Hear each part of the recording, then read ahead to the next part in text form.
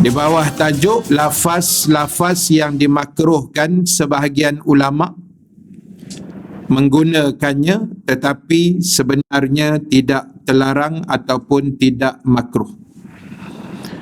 Jadi ada beberapa kalimah ataupun perkataan lah kita sebut yang kononnya makruh tapi sebenarnya tidak. Dia macam tu lah. Dia macam ada konflik sedikit tetapi ada jalan penyelesaiannya lah, insya-Allah. Bismillahirrahmanirrahim. Assalamualaikum warahmatullahi wabarakatuh. Tak kuat. Alhamdulillahi rabbil alamin.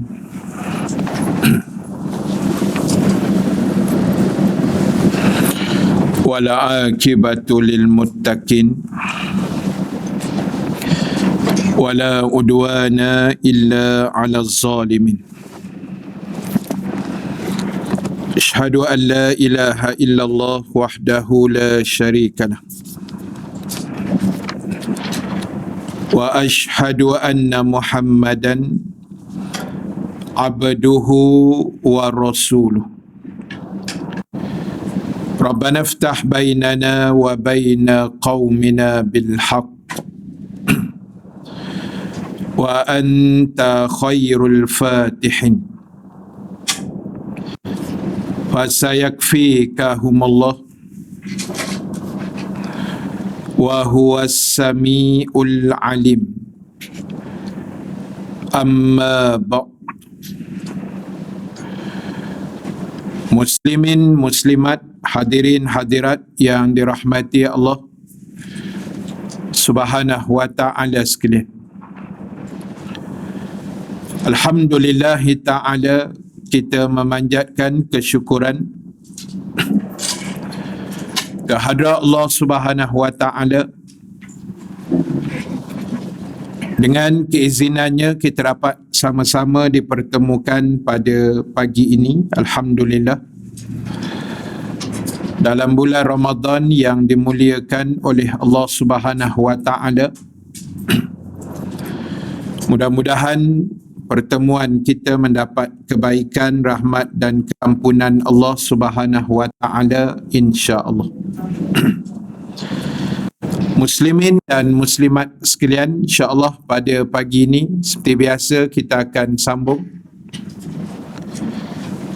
perbahasan kita menggunakan kitab Al-Azkar, dan kita sambung bacaan pada muka surat 765, kitab hijau, kitab lama 619. Kitab satu lagi 619. Di bawah tajuk lafaz-lafaz yang dimakruhkan, sebahagian ulama menggunakannya tetapi sebenarnya tidak terlarang ataupun tidak makruh.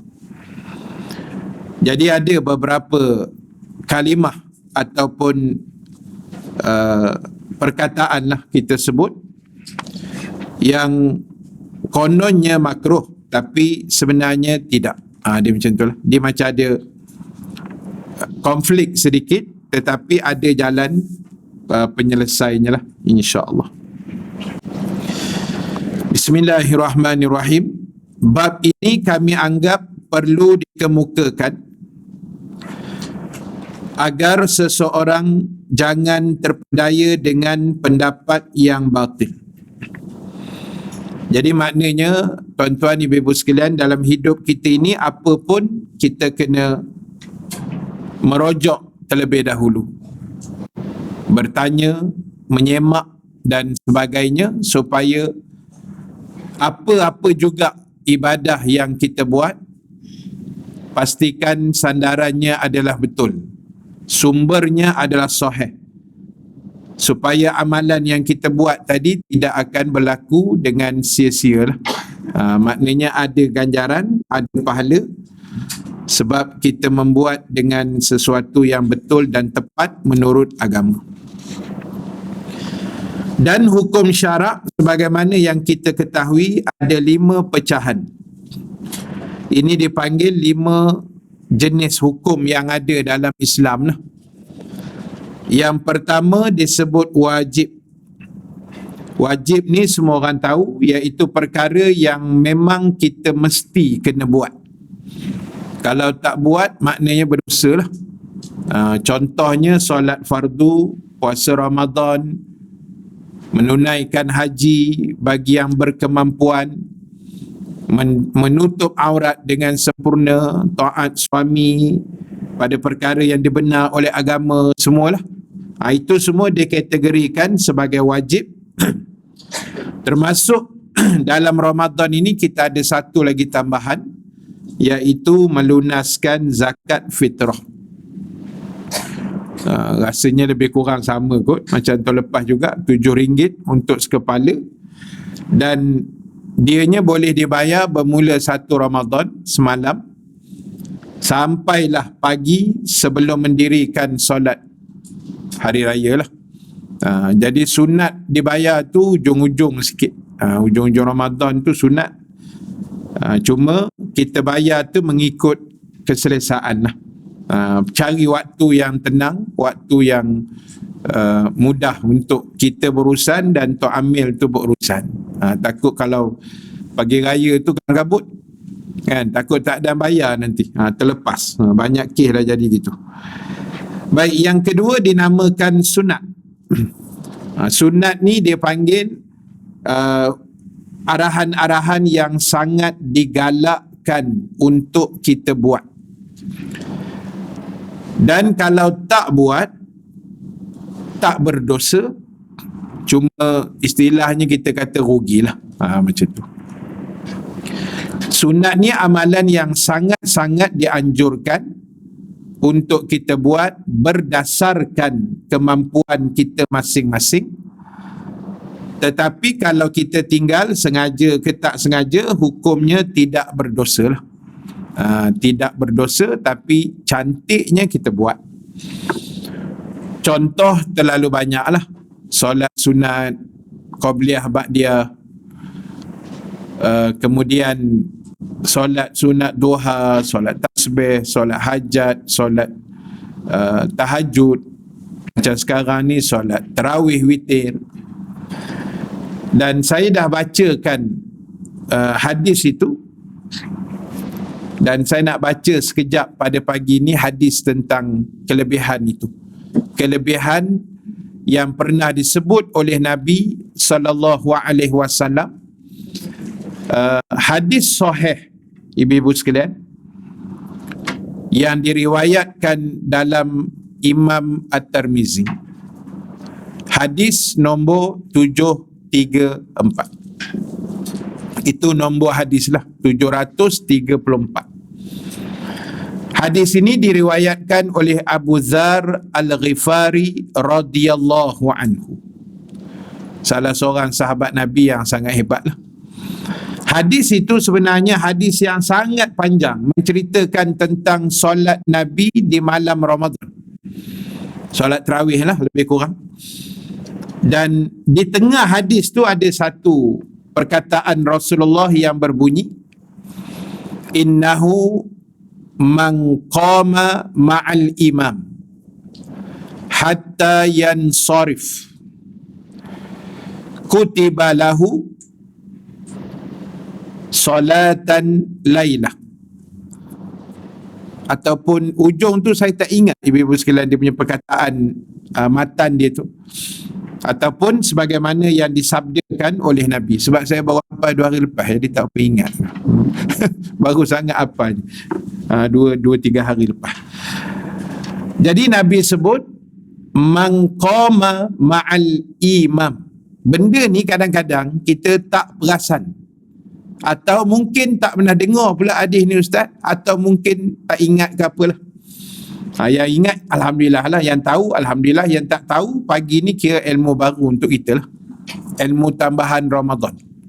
Nasib baik kita pun masih baru 2 hari kan. Okey lah. Baik, Nabi kata siapa yang qama ma'al imam, dia mendirikan solat tarawih bersama imam hatta yansarif, sehingga selesai. Mana kalau 8 rakaat imam tu bawa, habis balik 8 lah. Kalau 20 lah. Kalau 36 lah. Tapi 36 jarang berlaku lah dalam Malaysia ni. Banyaknya 8 lah. Jadi tak kisahlah 8-20 pun, Nabi kata sampai selesai kamu akan dapat pahala dan kelebihan seolah-olah kamu solat sepanjang malam itu sampai ke pagi. Jadi bahasa mudah je Nabi nak beritahu siapa yang solat tarawih berjemaah. Itu poin dia. Berjemaah dengan imam. Yalah, dah berjemaah mestilah di imam kan. Sama ada di surau masjid lah yang terbaik, ataupun di rumah ke. Kalau sesekali tak pergi masjid lah, berjemaah dengan keluarga, maka sampai selesai, mana sampai habis lah. Nabi kata siapa yang boleh maintainkan benda itu, dia akan dapat pahala untuk hari itu seolah-olah dia qiyam, dia semayang malam sampai ke subuh. Maknanya ibu-ibu sekalian, besar pahala tu. Itu nama dia sunat. Sebab itu kita ingatkan, solat sunat tarawih ni kok mana pun jalan ceritanya jangan kasih tinggal lah. Kalau boleh jangan tinggal. Saja-saja tinggal tu kalau boleh jangan. Kecuali keuzuran ataupun sakit ke apa benda lah yang ada halangan yang berat, itu tak boleh cakap apalah kan. Tapi saja-saja jangan buat lah. Jangan tinggal sebab rugi kita. Paling tidak pun semayang seorang je lah kan. Kalau ibu-ibu kalut kok mana gaya pun semayang seorang. Tak apa, buat 2 rakaat, lepas tu golek-golek dulu, tak ada masalah. Tapi bahaya no, golek-golek dulu. Dia golek-golek tak tahu sahur je kan. Udahlah dengan telekung sekali. Jadi tak, maknanya nak beritahu dia boleh berehat. Itu saya nak beritahunya. Golek-golek tu maknanya boleh rehat lepas isyak, tapi syarat dia kena solat isyak dulu kena wajib solat isyak dulu baru boleh buat tarawih lepas tu. Jangan dah masuk isyak terus tarawih, isyak tak semayang, tak jadi apa tarawih kita. Solat isyak dulu, lepas tu buatlah dua, katalah buat 8 kan, buat 2, rasa okey tambah lagi 2, rasa tak larat, rehat kejap, lunjur kaki, ambil air minum ke apa, pergi tandas ke apa. Lepas tu sambung lagi, rasa macam menguap-nguap 14 kali dah, tidur kejap. Pukul 12 bangkit balik, minum kopi kan. Lepas tu sambung. Tak ada kerja ustaz nak menyambung. Kalau larat buat straight, kebanyakan straight lah tak, jarang menyambung. Tapi nak cerita hukum tu boleh. Sampailah waktu dia sebelum subuh. Waktu tarawih tu panjang sampai subuh, sampai sebelum bang subuh tu lah. Jadi itu satu bab. Yang kedua, boleh kita semayang tarawih duduk, tak ada masalah. Saja-saja ustaz, boleh, tak ada masalah sebenarnya, sebab semayang sunat kan. Cuma pahala lah kurang kata ulama'. Tapi poin dia boleh. Pasal apa akak duduk saja ustaz, penat dah berdiri. Boleh, tak ada masalah. Pasal apa duduk, sakit lutut ni ada seorang tak ada sebab, saya saja-saja nak duduk ustaz, boleh. Dia yang tak boleh semayang fardu, saya saja tak boleh kan. Semayang fardu ni wajib diri bagi yang mampu kan. Semayang sunat tak apa, cuma ulama' kata pahala separuh daripada berdiri. Kalau berdiri pahala 1000, dia dapat 500 lah. Dah. Lepas tu masa duduk pula, tertidur pula, tinggal 200 setengah aja. Jadi bila duduk ni dia selesa kan. Angkat jari tahiyat tak turun-turun, masalah. Jadi sebab itu nak cerita hukum sunat. Itu contoh. Selain tu kita baca Quran, kita zikir, kita selawat, kita infak, sedekah, jariah, wakaf, itu semua hukumnya sunat. Sangat digalakkan kita buat dan diberikan pahala, apatah lagi dalam bulan Ramadan ini, pahalanya yang sangat berganda dan luar biasa. Baik, yang ketiga hukumnya adalah haram. Ini sandaran-sandaran hukum lah dalam Islam. Haram ni semua orang tahu, maknanya benda yang dilarang oleh agama untuk kita melakukannya. Maknanya jangan buat lah. Bila kita tak buat benda tu, kita dapat pahala yang besar. Bila kita buat, kita berdosa. Mencuri, zina, minum arak, merompak, fitnah orang, mengumpat, itu semua benda yang haram lah. Jadi kita jangan buat. Tinggal solat dan sebagainya. Baik, kemudian yang keempat dipanggil makruh.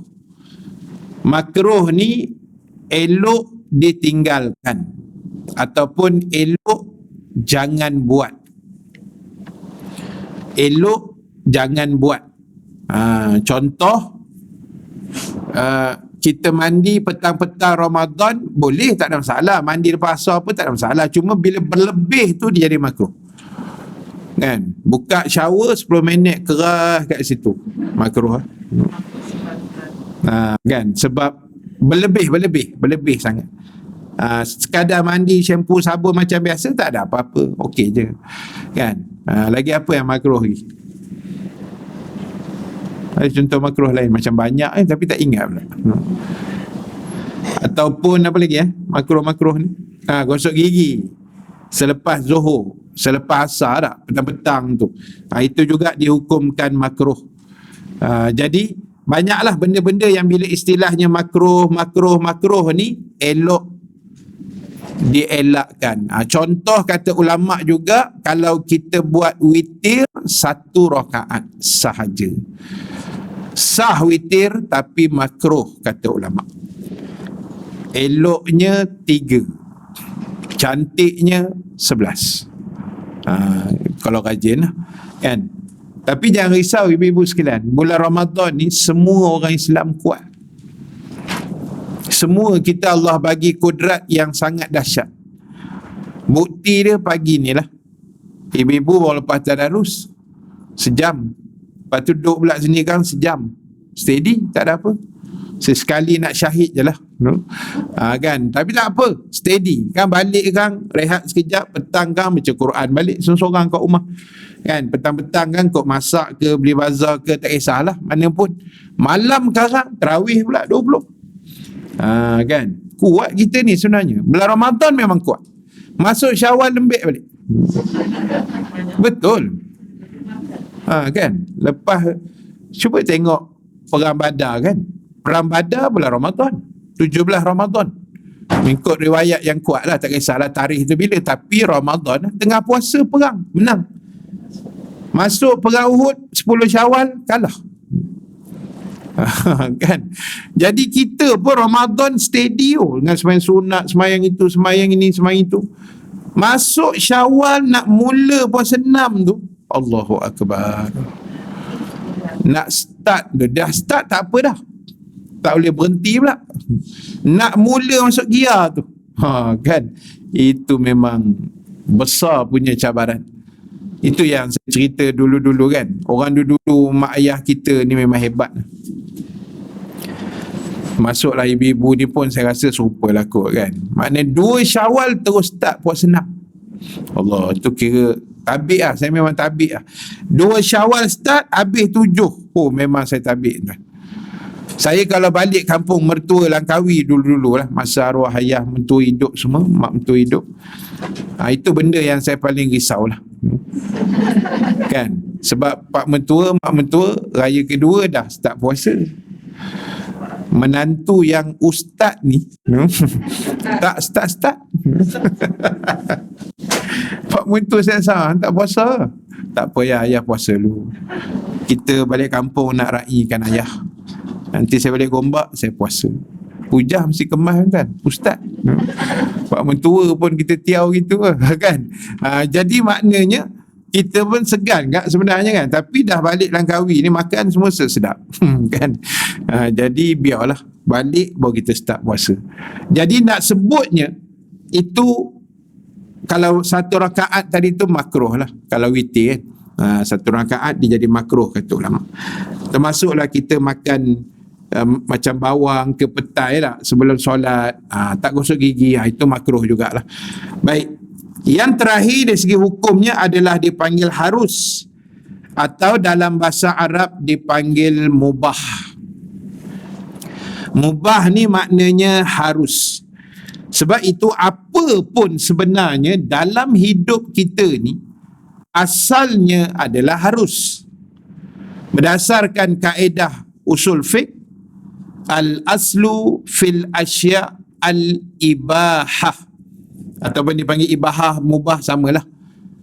Iaitu asal pada sesuatu itu adalah harus. Harus, orang Melayu kata boleh. Asal-asal naik basikal, ride, cycling lah, ride motor kan. Asal-asal cycling kayuh basikal tu harus. Boleh, laki boleh kayuh, perempuan boleh kayuh. Tapi dia boleh bertukar jadi haram. Pertama, bila memudaratkan yang tukang kayuh tu. Dia buat terlampau ekstrim sangat. Kan, naik gunung, melompat, terjun sampai boleh membahaya diri, dia jadi haram lah. Ataupun dia boleh jadi haram bila pemakaian dia tu. Jaranglah jumpa cycling pakai tudung. Ada, tapi tak banyak kan. Yang banyaknya semua balut-balut. Ketat-ketat, pakai seluar ketat semua. Termasuk lelaki pun sama juga haram. Walaupun panjang seluar dia, orang lelaki lah, tutup lutut, tapi sebab ketat tu dia nampak bentuk, ulama' kata tetap haram juga, aurat. Jadi harus, asal harus. Makan nasi goreng, harus. Minta maaf sebut makanan. Kan? Makan nasi harus. Jadi haram makan nasi bila 4 pinggan. Ataupun makan sampai tak boleh bangkit dah, lepas tu merangkak pergi bilik air nak basuh tangan. Itu haram pula. Apa pun asal dia harus. Kan? Bersukan harus, berenang harus, apa semua harus. Cuma bila bertukar hukum sebab yang terjadi masa itu. Mandi sungai seorang pendek, umpama lelaki tak, haram lah. Dia macam tu. Asalnya mandi sungai tu harus. So maknanya harus tu benda yang boleh buat lah. Dia boleh buat. Cuma dia tengok situasi, dia boleh bertukar hukum jadi macam-macam. Baik, semua 5 hukum tadi adalah ketentuan hukum dan ketetapannya adalah berdasarkan dalil. Sedangkan dalil yang diguna oleh agama sudah dikenali dalam umat Islam. Oleh kerana itu, suatu yang tidak bersandar kepada dalil tidak perlu diperhatikan dan tidak perlu dijawab. Dan para ulama' pula membatalkan pendapat seperti itu dan tidak memerlukan suatu dalil pula. Baik, tadi dalam saya perjalanan tadi ada dapat satu WhatsApp. Mungkin WhatsApp tu awal, tadi dah dihantar, saya baru tengok. Dia hantar satu artikel, bawah tu tanya, Ustaz, adakah pendapat ni betul? Dia menceritakan tentang ada satu ustaz kot, dia tulis, bagus juga tulisan dia tu. Dia kata bila kita solat tarawih, banyak yang meninggalkan doa iftitah. Sebab termasuk kadang-kadang imam juga, sebab dia rasa doa iftitah tu kan panjang. Kita sembahyang tarawih ni kan selalunya tak dah laju sangat, tapi biasanya bersegera kan, cepat, biasanya ringkas-ringkas. Jadi sebenarnya ada doa iftitah yang pendek.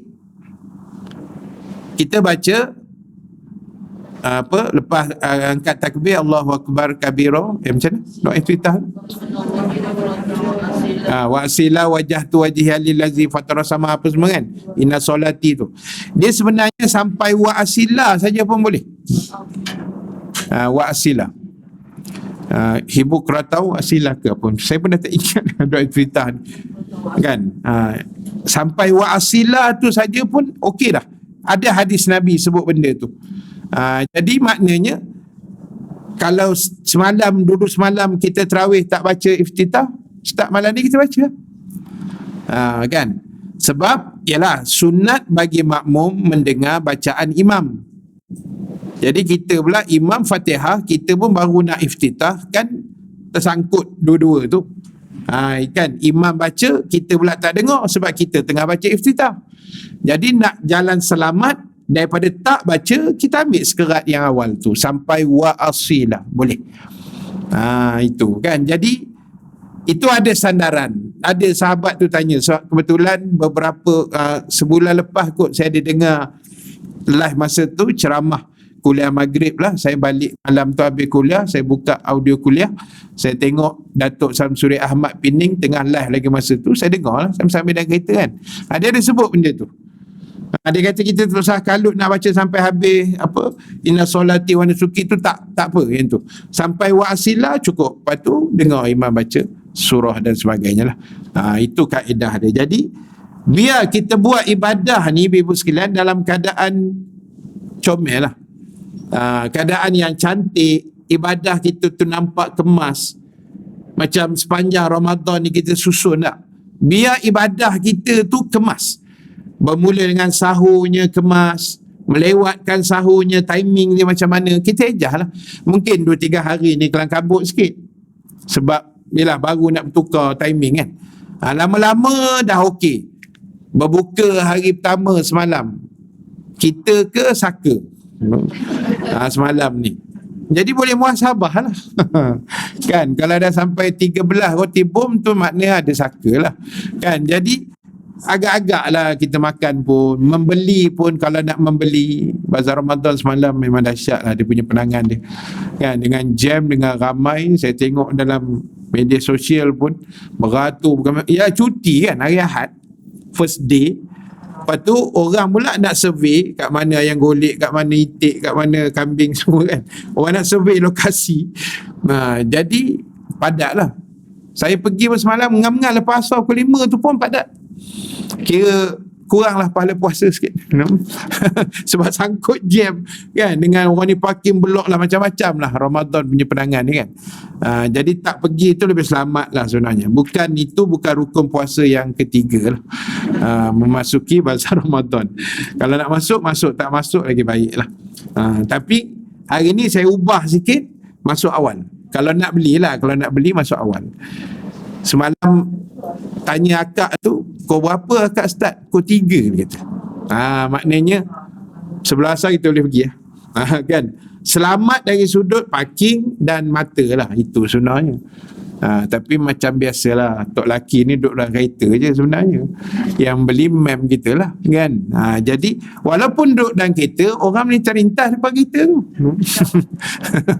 Yang melintas pula macam-macam, catwalk ada, dog walk ada, semua ada kan.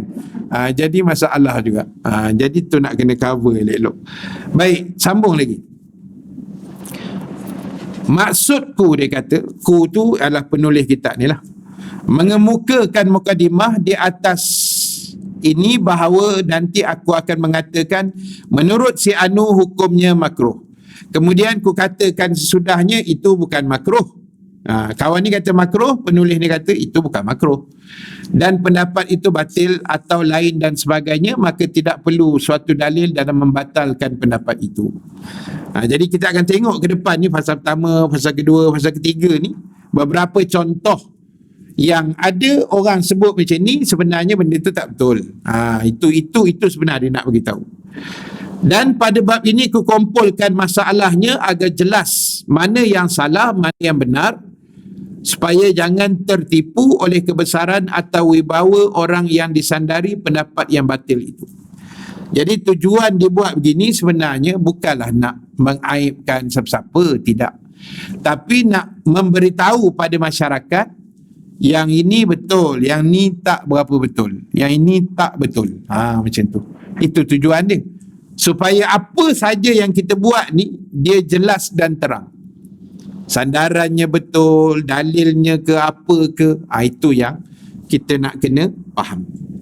Dan pada bab ini dia kata tidak aku sebutkan namanya. Itu saya kata tadi, bukan nak mengaibkan.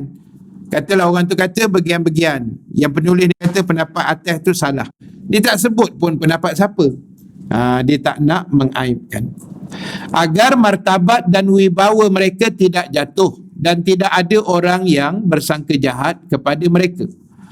Sebab di sini tidak dimaksudkan untuk menjatuhkan martabat orang, tetapi maksudnya untuk mengingatkan agar menjauhi pendapat yang batil yang disandarkan orang kepada ulama itu. Bukan nak menyanggah ulama tu. Ulama tu mungkin betul, tapi kadang-kadang pandangan dia tu yang salah, yang tak berapa tepat, maka Itu yang nak dirod. Rod ni makna nak ditolak lah. Orang Arab sebut rod kan, nak ditolak. Bukan nak menghentam manusia tu, ulama tu bukan, tapi pendapat dia sahaja. Jika pendapat itu memang betul dari ulama tersebut, maka dengan tidak disebutkan nama ulama itu, martabatnya tidak dirugikan. Kadang-kadang boleh juga terjadi satu pendapat disandarkan pada salah seorang ulama dengan maksud yang baik. Sebab semua pendapat ulama itu adalah muhtamal. Muhtamal ni maknanya tidak jelas. Lalu orang yang menafsirkan pendapat itu mengatakan atau menyandarkan tafsirannya sebagai pendapat ulama yang tersebut. Jadi ulama tu tak kata, tapi orang lain pula menyandarkan pada si A tadi, ulama itu. Itu yang jadi masalah. Tafsiran itu dianutnya sebagai pendapat ulama itu terhadap hukum. Padahal lain pula di pihak pendapat yang lain. Itu yang merisaukan lah. Ini maknanya konflik dalam menyampaikan hukum hakam, ataupun bukan hukum, menyampaikan pendapat. Macam tu. Misalnya sebagaimana disebut oleh Imam Abu Ja'far An-Nahas dalam kitabnya Syarhul Asma'illahi Subhanah, membahaskan nama-nama Allah. Diriwayatkan dari salah seorang ulama. Nampak dia tak sebut nama kan? Salah seorang ulama, bahawa makruh membaca tasaddaqallahu alaik, Allah telah bersedekah kepada kamu. Ulama tu kata makruh. Ia berkata sebab orang yang bersedekah itu mengharapkan pahala. Aku berpendapat bahawa ketetapan hukum itu betul-betul salah dan suatu kejahilan yang buruk serta alasannya kacau sekali. So penulis kitab ni kata pendapat yang mengatakan tak boleh sebut tasaddaqallahu alaik itu salah. Allah telah bersedekah pada kamu, pendapat tu salah. Sebab dia kata dalam satu Sahih Muslim, Sahih Muslim ni makna Imam Muslim lah. Sebab dia macam ni, ibu-ibu sekalian, tuan-tuan yang dirahmati Allah. Bila kita baca hadis, kita jumpa 6 nama yang besar, itu maknanya hadis yang sahih. 6 nama besar ni, yang pertama, ini bukan ikut urutan, tapi yang pertama Bukhari Muslim lah. Itu memang urutan yang paling kuat. Bukhari nombor 1, nombor 2 Muslim, ini pun tak ikut urutan. Nombor 3 Ibnu Majah, nombor 4 Abu Daud, nombor 5 An-Nasai, nombor 6 Tirmizi. Dipanggil Sunan Sitah. Bukhari, Muslim, Ibnu Majah, Abu Daud, An-Nasai, Tirmizi. Bukan ikut urutan. Okey. Kalau kita baca riwayat Tirmizi, sahih hadis tu, riwayat Abu Daud, Ibnu Majah, Muslim, Bukhari, Tirmizi. 6 orang ni kira perawi hadis paling handal lah, senang bahasanya. Tak. Dan paling kuat status hadis adalah Bukhari dan Muslim. Itu memang paling kuat. Bila baca hadis tu, bawah tu rawahul Bukhari wa Muslim. Itu memang tak payah cakap banyak lah. Memang boleh beramal terus. Sehingga ulama bincang kedudukan hadis Bukhari Muslim duduk selepas Quran. Tu dia punya duduk. Lepas Quran, bawah dia hadis riwayat Bukhari Muslim. Itu kedudukan sebenarnya. Hebatlah. Jadi sebab itu dia kata dalam hadis Muslim ni, Nabi bersabda pada masalah mengqasarkan solat. Kan Nabi sebut saddaqatun tasaddaqallahu biha alaikum faqbalu sadaqatah.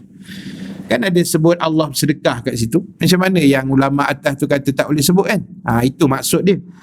Dia kata ia adalah sedekah Allah kepada kalian, kerana itu terimalah sedekah pemberiannya itu. Apa yang Allah sedekah pada kita? Sembahyang 4 rakaat boleh pendek jadi 2. Itulah sedekah Allah pada kita. Itu maksud dia. Kan? Allah sedekah pada kita apa? Dalam bentuk solat. Bila kita musafir ataupun ada kekangan tertentu, maka diharuskan kita qasar, memendekkan solat yang 4 menjadi 2. Maka di saat itulah Allah bersedekah. Maka kata Nabi, terimalah sedekah Allah itu, ambil lah. Boleh kita amalkan, boleh kita buat bila kita musafir. Baik, fasal yang pertama, An-Nahas menceritakan lagi bahawa ulama yang berpendapat di atas mempunyai pendapat lain lagi. Ini ulama yang sama juga. Dia kata apa? Makruh hukumnya membaca Allahumma a'tiqni minan nar. Ya Allah, merdekakan aku dari seksa neraka. Alasannya bahawa orang yang memerdekakan itu tentulah mengharapkan suatu pahala. Ulama yang sama juga. Kan? Sedangkan boleh kita minta, kan, Allahumma ajirni minan nar, sama je. Ya Allah, selamatkan aku, makna bebaskan aku, makna bebas merdeka lah, sama je. Boleh je doa. Tapi ulama ni tak tahu apa masalah dia kata makruh. Baik, aku berpendapat bahawa pendapat dan dalil yang dikemukakan itu adalah kesalahan besar. Kesalahan besar dan suatu kejahilan yang memalukan terhadap syariat. Yang tak betul lah maksud dia. Sekiranya aku mahu memeriksa hadis sahih yang menerangkan bahawa Allah memerdekakan orang yang dikehendakinya dari seksa neraka, lalu kukumpulkan dalam sebuah kitab, tentulah panjang sekali pembicaraannya. Penulis kitab ni kata, kalau nak himpun hadis tentang merdekakan hamba ni ataupun merdekakan manusia daripada neraka, banyak. Dia kata boleh buat satu kitab lain pula, kan? Maknanya pendapat atas tu tak betul. Antara hadis itu, man a'taqa raqabatan a'taqallahu ta'ala bi kulli udwin minha udwan minhu minan nar. Siapa yang memerdekakan seorang hamba abdi, dia merdekakan hamba,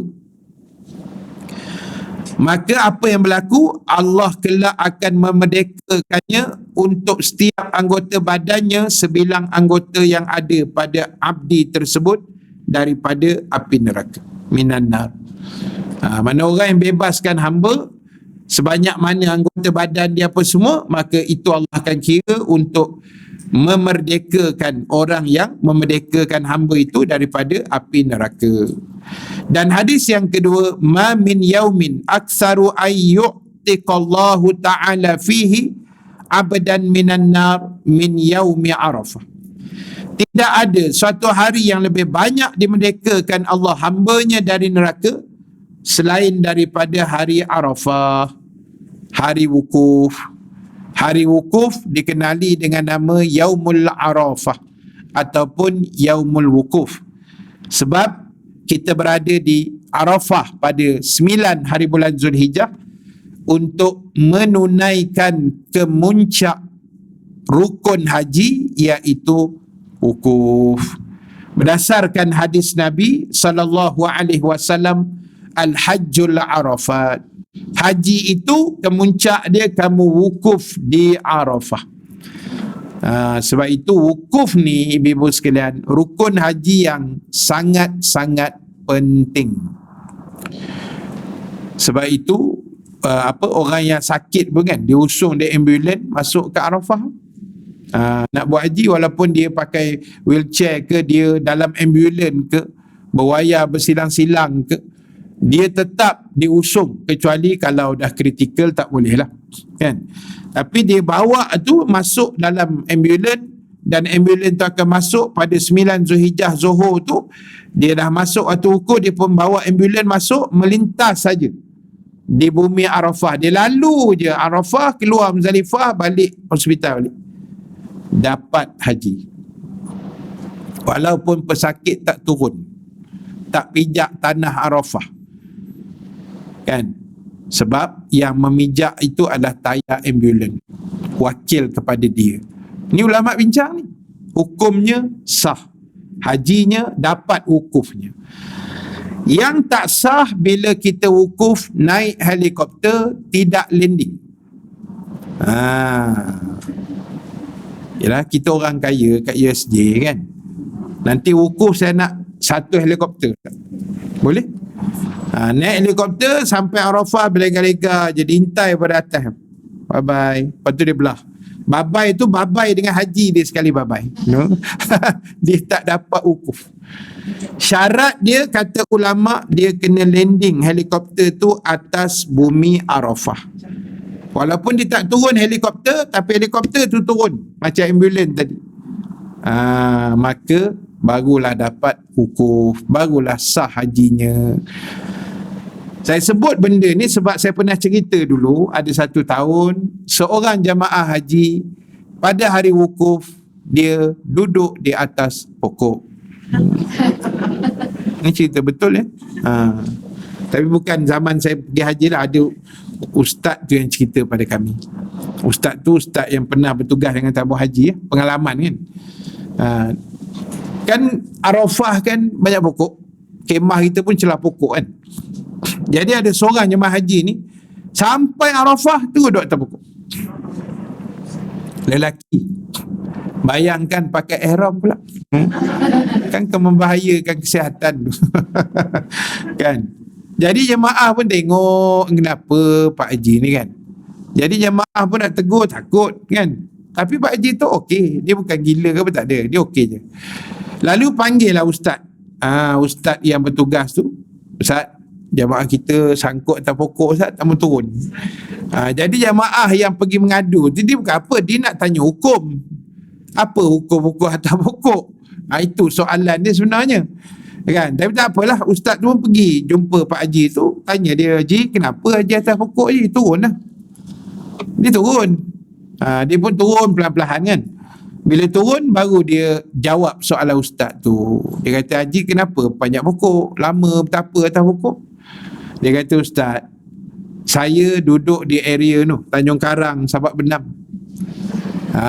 Kerja saya ustaz manjat pokok kelapa ustaz. Ni cerita betul tapi bila kita duduk Mekah 2 minggu tak ada pokok ustaz. Bangunan aja semua. Bila sampai Arafah saya tengok ada pokok, oh lepas gian ustaz, bukan ada apa, lepas gian aja. Lama tak manjat. Tengok haji tuan, Allah buka semua kelaku kita tu, jangan buat main. Allah buka kelaku kita. Jadi dia kata saya manjat ni bukan sebab apa ustaz, nak lepas gian lama tak manjat ustaz, itu je. Oh ya ke, kata ustaz. Lepas tu ustaz pun jawablah soalan tadi tu, apa hukum wukuf atas pokok? Hukum dia sah kalau pokok tu akar dia ada atas bumi. Betul lah tu, memang itulah jawapan dia. Tak, kalau pokok tu terapung tak sah lah, itu cerita dia. Tapi mana ada pokok terapung kan. Tapi kalau terapung tak sah. Sebab apa? Helikopter terapung pun tak sah, pokok terapung pun tak sah, kotlah ambulans terapung pun tak sah. Tengok balik definisi wukuf tu apa. Apa makna wukuf? Ini hukum tuan-tuan, sebab tu kena kursus haji. Jangan main terjah je, saya nak pergi haji lagi seminggu, bayar terus lompat pergi jahanam tuan-tuan. Kena kursus berapa belas siri tu, datanglah. Banyak ilmu dalam tu. Ilmu yang kadang-kadang tak ada dalam kitab. Kan? Pengalaman ustaz-ustaz yang bawa haji tu, itu yang mahir sebenarnya. Kan? Saya akan cerita satu lagi kisah kejap lagi. Kan? Itu ngeri sikit lagi lah daripada cerita tadi tu. Ni lagi ngeri punya. 18 SX punya. Kan? Jadi baik. Makna wukuf apa? Berada di bumi Arafah. Bumi, bukan langit. Sebab itu bila terapung jadi tak sah. Kan? Sebab ta'rif wukuf berada di bumi Arafah selepas zuhur 9 Zulhijjah sampailah subuh besok 10 Zulhijjah. Tapi poin dia berada di bumi Arafah. So itu pokok tadi ada kat bumi, okey lah. Helikopter tak landing, tak boleh. Dia kena landing sekejap atas bumi walaupun 1 saat. Itu kena faham. Okey. Jadi sebab itu saya pesan banyak kali, ustaz-ustaz lain pun pesan benda yang sama. Nak pergi haji, pergi umrah, tolong hadir kursus. Walaupun kita dah otai dalam haji umrah, banyak kali pergi, tiap-tiap tahun pergi, datang kursus. Sebab setiap kali kita kursus, mesti ada cerita baru yang kita dapat. Tuan-tuan. Satu kes lah sajalah, nak bukan kes, satu cerita nak bagi hilang mengantuk begini. Tapi dia ni sikit lah cerita tu kan. Saya pernah cerita lah cerita ni di Mina. Mina kan tandas sikit kan. Ni cerita tandas Jadi bila tandas, yalah jemaah haji berapa juta kan, tandas banyak tu ciput je. Jadi ada satu kes berlaku, jemaah haji lelaki jugalah. Dia masuk tandas nak ambil wuduk semua, solat maghrib ke apa benda tu lah. Jadi masa tu belum tahlul awal, baru sampai Mina, belum melontar kubra lagi untuk buang ihram kan, belum lagi lah, masih dalam ihram yang belum tahlul awal, mana belum melontar kubra lagi. Jadi dia pun masuk tandas, buang ihram, sangkut atas zinc pintu tu lah. Mesti tu ibu-ibu bayang orang ambil kat ihram dia, bukan? Salah cerita tu kan. Dia gantung, dia buka ni dia gantung, lepas tu buka yang bawah dia gantung, dua-dua disangkut dekat pintu lah. Lepas tu dia pun buang air macam biasa, selesai. Lepas tu bila dia nak pakai balik ihram tu, baru dia teringat ada wangi-wangian. Kita ni sebelum masa dah pakai ihram, sebelum niat, hukum dia boleh kita spray minyak wangi sebelum niat ihram, boleh. Tapi kalau boleh jangan buat, takut jadi isu macam tu. Dia jadi masalah bila dah spray, bila kita tanggalkan.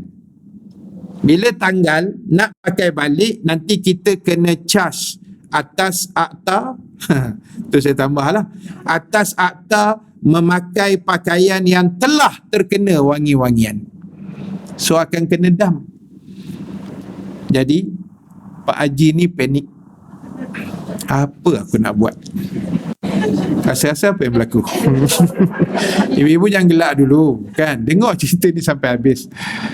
Jadi dia pun teringat ada spare dalam kemah. Kain ihram tu ada spare dalam kemah. Macam mana dia nak pergi ambil?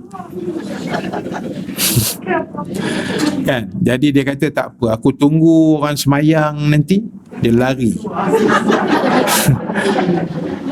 Teknik tu macam betul kan? Dia kata, dia dengar kan, kita dengar orang semayang kat kemah, imam berjemaah kan, saya maghrib kot, saya rasa maghrib kot, baca kuat, dia pun dengar, oh okey, semua dah tengah semayang, bismillah tawakal, buka pintu, lari sekuat-kuat. Dengan Pak Haji tu terlupa ada muslimat tak semayang. Dia sangkut dekat situ sebenarnya. Jadi muslimat pun terperanjat, Ustaz toyol, Ustaz toyol. Betul, ni cerita betul ibu-ibu. Bukan saya, bukan nak aibkan pakcik tu, saya pun tak tahu siapa pakcik tu, tapi itu cerita yang berlaku. Akhirnya ialah dia terlupa, dah panik kan, dia ingat semua orang semayang, dia lupa muslimat ada yang cuti. Kan muslimat pula cuti belega-lega kat luar buat lawatan tapak semua. Udahlah terserempak dengan toyol tadi tu kan. Menjerit muslimat, dia kata toyol. Kecoh tahun tu ada toyol di Mina. Sebenarnya pakcik tu kan. Akhirnya dapatlah dia kat ihram, tetapi mengaibkan diri dia. Apa solution terbaik sebenarnya?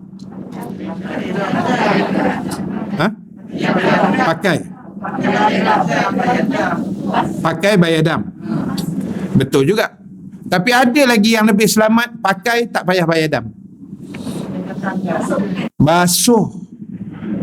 Ambil ihram tu, basuh perah sampai hilang wangi, pakai lah. Basah-basah lebih selamat daripada dicop toyol tadi. Sebaik tak panggil haji toyol, kejap lagi teruk tu. Nampak tak? Ini minta maaf sekali lagi bukan maib. Ini cerita hukum supaya kita faham. Sebab orang kita kadang-kadang bila buat haji umrah ni, ya Allah ya Tuhan, 1001 hara yang timbul. Daripada daripada Malaysia niat ihram dekat Konur Manazil kan, turun Jeddah, lepas tu naik bas pergi hotel kan Mekah. Biasanya hotel ni kita check in dulu dah, pukul 10 malam sampai dah makan semua.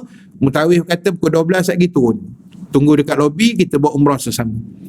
Masa dia dah naik bilik itu, boleh pula buang ihram, pakai pula kain sarung. Dia lupa. Kain berjahit, jangan buat pasal seekor kambing. Berjahit, pakaian berjahit memang seekor kambing. Kan, jadi entah apa semangat buang pula baju, pakai pula baju Melayu, semayang pula dalam bilik tu. Dia lupa yang dia dalam ihram tadi, nampak? Orang dah pesan jangan buang kain ihram. Kalau nak buang sebilik air pakai balik tak apa. Jangan tukar dengan kain pelekat yang tak berjahit. Yang berjahit tu, yang bersarung tu kan. Kalau tak berjahit macam kain basah tak apa. Dia ada kaedah-kaedah dia pula. Jadi sebab itulah saya kata haji umrah ni wajib pergi kursus. Walaupun kita dah handal, dah expert, jangan nak tunjuk lagak sangat. Sebab tiap-tiap tahun mesti ada isu baru yang jadi. Baik masalah tawaf ke, masalah sa'i ke, masalah melontar ke, masalah wukuf ke, macam-macam hal yang berlaku. Kan? Dia tiap-tiap tahun tu mesti ada isu. Mesti ada isu kan, benda-benda baru. Jadi sebab itu kena belajar, kena ada ilmu. Sebab bukan apa ibu-ibu sekalian, kita bayar mahal. Kita bayar pakej haji umrah tu mahal. Terutama haji kan, 10,000 ke atas dalam tangan. Kalau swasta dah 2, 3, 40 ribu ada. Jadi tiba-tiba buat macam tu, cincai-cincai, tak sempurna, orang Kedah kata halal balai, buat main-main kan, bayar mahal. Nak haji mabrur tapi kurang sempurna, rugilah. Dia sebenarnya tujuan kursus tu dia nak bentuk jiwa kita.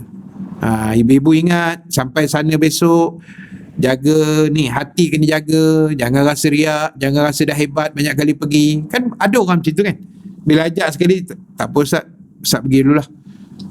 Kalau dia jawab macam tu, tak apa, saya insya-Allah boleh Ustaz. Tak apa, ni tak apa Ustaz pergi, saya ni Mekah ni macam pergi KL Ustaz.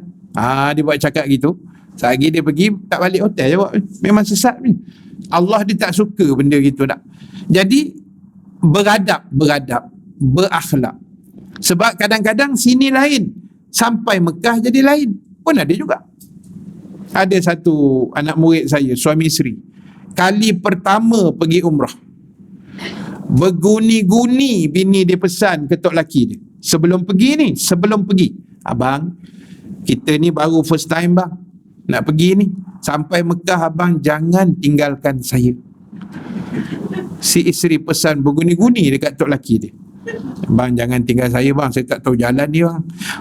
Sampai Mekah dia tinggal tok laki dia, dia pergi shopping, dia pula terror, dia lupa yang dia pesan dekat Malaysia lagi. Nampak bertukar tuan-tuan. Sini sakit lutut nak tercabut, sakit kepala otak semua ada. Sampai Mekah sihat walafiat. Ada saya jumpa jemaah saya, dia kata Ustaz, saya nak berjalan berapa meter pun tak larat Ustaz kat Malaysia.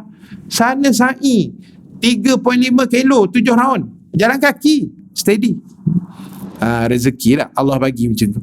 Sini sihat, sana sakit. Sini sakit, sampai sana sihat. Macam-macam jenis ada. Jadi itulah pesanan kita supaya lebih berhati-hati. Apapun ilmu tu penting selain adab. Tapi ulama' dah bincang adab nombor 1. Kan. Tapi cerita ni dah lepas dah. Seminggu lepas saya tak nak buka balik cerita tu kan, yang viral-viral tu kan. Jadi adab. Kita nak tegur anak murid kita boleh, tapi adab kena jaga kan. Bahasa yang kita lontarkan tu kena jaga. Kami nak kuliah ni pun seram juga nak lemparkan bahasa-bahasa tertentu ni kan. Takut saat lagi orang kata ustaz ni sebut kasar sangat ke, teruk sangat. Jadi adab tu kena jaga, akhlak kita kena jaga kan. Sebab tu ulama kata adab sentiasa mendahului ilmu. Satu orang yang ilmu tinggi tapi adab tak ada, berbanding satu orang yang beradab tapi tak ada ilmu. Rasa-rasa mana bagus? Kan, yang beradab itulah, walaupun ilmu dia tak ada, tak apa, ilmu boleh belajar. Tapi ni ilmu tinggi melangit, tulis kitab banyak bukan main, tapi adab tak ada. Sebab tu ulama tak mau. Kalau sembang bab ilmu tinggi, kata ulama, setan lagi tinggi ilmu. Setan tu asal-asal dia duduk dalam syurga, Azazil. Bila Allah buat Nabi Adam, tengok adab dia macam mana. Dia tiba-tiba naik tocang tak, dia rasa ana khairum minhu, aku ni lebih bagus daripada Adam ni. Khalaqtani min nar, kau buat aku pada api, Adam daripada tanah, boleh jalanlah tanah ni. Dia tak hormat, hilang adab terus. Walhal berilmu, dia kira otai dalam syurga Azazil tu kan. Tiba-tiba Allah uji sekali je, buat Nabi Adam suruh hormat. Oh sorry lah dia kata, sebab dia guna kepala otak dia kan. Dia kata aku lebih bagus daripada tanah, aku api ni boleh bakar semua sekali, dengan tanah aku boleh bakar sekali. Dia main kira kepala otak macam tu, memang habis ya. So itu agama ni ibu sekalian, kita tak boleh suka dengan kepala otak, tak boleh. Saya bagi contoh lah, tadi saya berhenti kat mana? Oh yang neraka tu kan, mereka neraka tu kan. So kita nak sambung nanti fasa kedua kan. Okey, tanda kat situ. Saya tutup kitab pagi ni dengan fasa kedua tu, kita sambung insya-Allah 2 minggu lagi dah. Dah. Jadi saya nak tutup kuliah kita pagi ni. Saya sebut apa tadi tuan? Saya pun dah lupa. Apa dia? Adab kan? Ya, ada satu poin saya nak sebut tu, saya terlupa pula.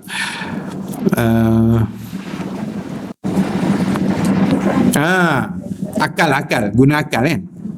Agama ni tak boleh guna akal. Contoh paling senang ni, bulan Ramadan, antara perkara yang membatalkan puasa, memasukkan suatu dalam rongga yang terbuka dengan sengaja. Tak sengaja tak batal. Itu asas dia. Korek hidung tak batal puasa sebenarnya.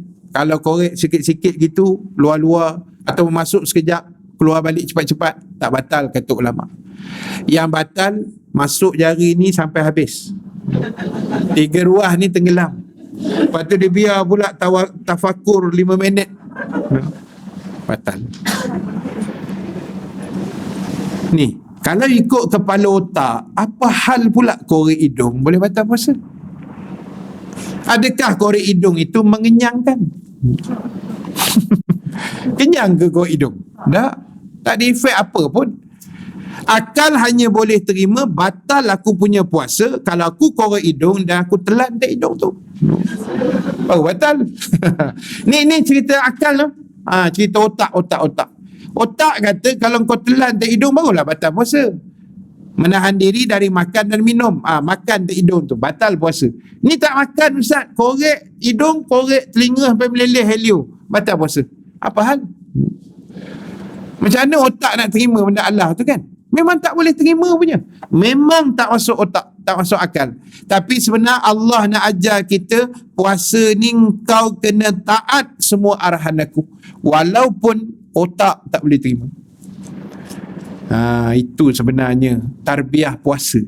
Allah nak didik kita jadi hamba yang betul-betul taat. Walaupun orang tak nampak, kita boleh buat. Seorang-seorang kat dapur kan. Kalau kita puasa, dah petang-petang lepas asar, boleh je buka tiap air dia ambil temikai, baham seorang-seorang tak? Tak ada orang. Lepas tu nak buka buat muka sedih sikit kan, macam lapar je, ya pada dah 2 ulas dah temikai kita faham. Kenapa tak makan? Takut tak? Tarbiyah, oh ni Allah tengok ni, aku seseorang Allah ada ni. Iman kita, itu yang sebenarnya. Samalah asal sekarang ambil uduk dekat kolah masjid depan tu, kumur-kumur 5 kali kumur, keluar 2 je. No. 3 dengan secara halus je, gelut diam jangan kumur-kumur gak, yang keluar separuh je. Sebelah kita imam pun tak tahu, imam pun sama gak. No. 3 kali kumur, 2 je keluar. No. Tapi kenapa tak berani buat? Nampak tak? Sebab Allah nak ajar kau ni taat ke tidak ni. Orang nampak, orang tak nampak, orang tahu, orang tak tahu, kau taat ke tidak. Itu hebatnya puasa ibu-ibu sekalian. So itulah Nabi sebut dalam hadis kursi, Allah kata fa innahu li wa ana ajziyun bih. Puasa tu aku je boleh bagi pahala, kata Allah. Ibadah lain aku boleh kira 10 sampai 700 kali ganda. Tapi puasa aku seorang je tahu berapa tiap-tiap orang dapat. Macam mana jadi macam tu? Sebab faktor tadi itulah. Faktor ketaatannya dalam puasa, ibadahnya dalam puasa, amalannya dalam puasa, itu yang menentukan full mark kita besok. Siapa pun tak tahu pahala puasa ni. Tak tahu. Sembahyang tarawih boleh tahu pahala. Macam tadi tu, qiyam sepanjang malam, dua rakaat sunat dapat 2 rakaat wajib tak? Satu malam wajib kita buat zuhur, kejap ni zuhur, sebentar lagi kita solat zuhur dapat 70 kali ganda pahala di bulan lain. Tahu? Ada markah dia. Mari tang puasa tak tahu. 1000 ke, 1,000,000 ke, bilion ke, Allah saja yang tahu. Allahu Akbar. Sebab itu jagalah puasa kita baik-baik, dan mudah-mudahan apa yang kita kongsikan pagi ini, tuan-tuan ibu-ibu sekalian, dapat kita ambil iktibar dan kita ambil pengajaran bersama-sama. Mudah-mudahan sedikit perkongsian saya 1 jam ini dapat sedikitlah pengajaran-pengajaran, ilmu-ilmunya yang boleh kita amalkan bersama-sama, insya-Allah.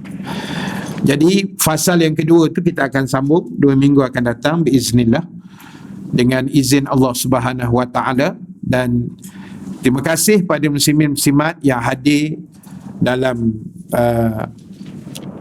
dewan kita pada pagi ini, dan juga terima kasih pada semua yang menonton live kita pada pagi ini. 300-400 orang yang menonton, alhamdulillah. Yang bagi gift semua, terima kasih banyak. Dan seperti biasa, sebelum saya tangguh, pagi ini saya buat sedikit kutipan untuk tabung kebajikan. Untuk tabung kebajikan yang adik kita 2 orang di Mesir tu, ada sikit lagi keperluan mereka yang saya kena selesaikan, dan adalah seorang 2 lain yang memang susah, yang memerlukan bantuan ketika Ramadan, insya-Allah. Jadi saya dahulukan jutaan terima kasih atas segala infak dan sumbangan ibu ayah sekalian. Mudah-mudahan diganjari Allah di bulan yang penuh kemuliaan ini, dan selamat meneruskan ibadah puasa, selamat meneruskan amalan tarawih witir berjamaah, dan segala-galanya lah, bacaan Quran dan sebagainya. Mudah-mudahan Allah merahmati kita semua, insya-Allah. Amin ya rabbal alamin.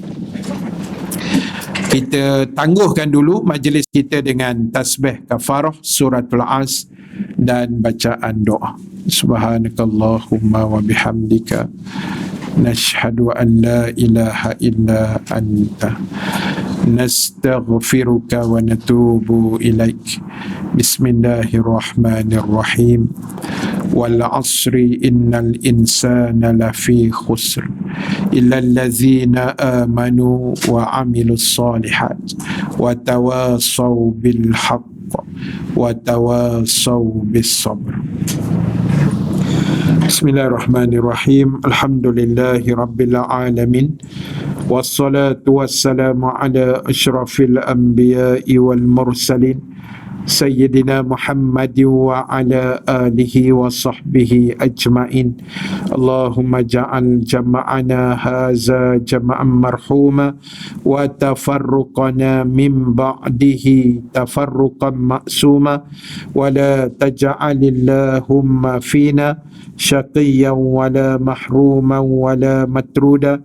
Allahumma barik lana fima baqiya minar Ramadan warzuqna lailatal qadri fi hazihi sanah wa fi kulli sanah birahmatika ya arhamar rahimin. Wa sallallahu ala sayyidina Muhammad walhamdulillahi rabbil alamin. Assalamualaikum warahmatullahi wabarakatuh.